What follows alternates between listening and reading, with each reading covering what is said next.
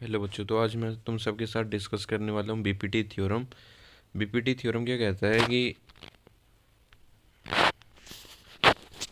जैसे if a line is drone, मतलब एक जैसे ये लाइन है ना, ये ड्रॉ करी गई है पैरेलल किसके, टू द वन साइड, मतलब एक side of the triangle, intersect कर रही है अदर टू साइड को। यहाँ पे इंटरसेक्ट कर रही है, यहाँ पे इंटरसेक्ट कर रही है, तो ये डिवाइड करेगी उन दो साइड को सेम रेशियो, मतलब जो ये वाली साइड का रेशियो होगा और ये वाली साइड का रेशियो वो क्या होगा, सेम होगा। क्या होगा, सेम।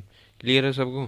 तो देखो ये क्वेश्चन सीधा आता है कि प्रूफ करने के लिए कि बीपीटी थ्योरम को प्रूफ करो। ये लाइन तो समझ गए ना, if a line is drawn parallel to the one side of a triangle intersecting the other two sides then it divides the two side into same ratio. तो देखो इसमें ये फिगर तो तुम बना ही लोगे। तो यहाँ पे हम स्टार्ट करते हैं। तो पहले क्या है, ए बी सी एक ट्राइंगल है, ए बी सी जो है ना एक ट्राइंगल है, और डी पैरेलल दे रखी है बी सी, बस इतना दे रखा है। जो ये हमने परपेंडिकुलर वगैरह ज्वाइन कर रखे हैं ये सब कुछ नहीं दे रखा।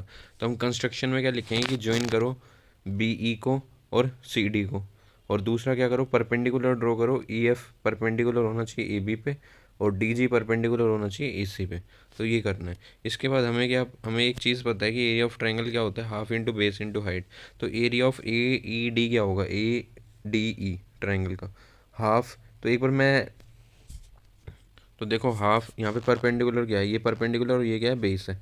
तो एक बार तो मैं निकालूंगा ई एफ और परपेंडिकुलर जो ए डी पे उसको लेके, और एक बार मैं निकालूंगा ई ए ई को परपेंडिकुलर लेके। जैसे यहाँ पे ए डी को परपेंडिकुलर ले लिया, यहाँ पे ले लिया ए ई को, तो दोनों चेंज करके करूँगा, ठीक है। और दूसरा क्या है, डी बी, जैसे बी डी ई, मतलब ये जो ट्राइंगल है इसका, तो इसका बेस तो क्या हो जाएगा, बी डी बी।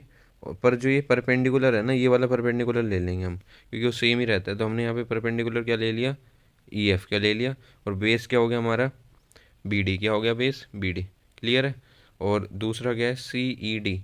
तो सी डी में बेस तो तुम्हारा सी हो जाएगा, पर हाइट क्या हो जाएगी, डी जी क्या हो जाएगी, डी जी। जैसे इन्होंने यहाँ पे डी जी ले लिया।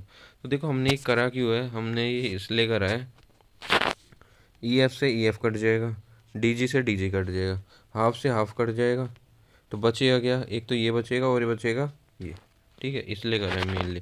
तो देखो यही बच के आएगा जब मैं क्या करूँगा, ए डी ई को डिवाइड कर दूंगा बी डी ई से, तो ए डी अपॉन में बी डी बच जाएगा, और ए डी ई को जब डिवाइड करेंगे डी ई सी से, तो ए ई अपॉन में ई सी आ जाएगा।